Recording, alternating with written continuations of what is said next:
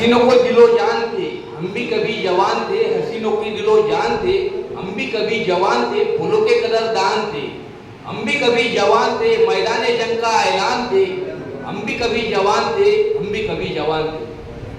और राजनीति क्या है? ये राजनीति बहुत बुरी चीज है।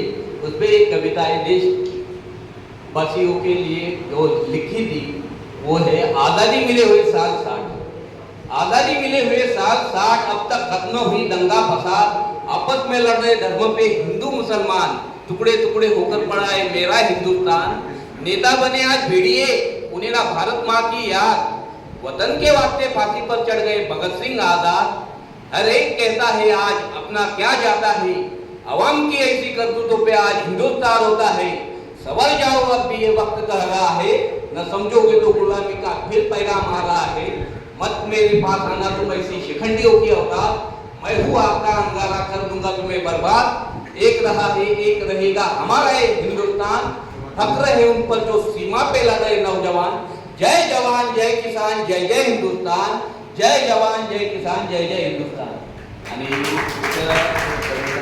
मराठीतल्या सांगतो, माझे शब्द माझा श्वास, माझी कविता माझा इतिहास।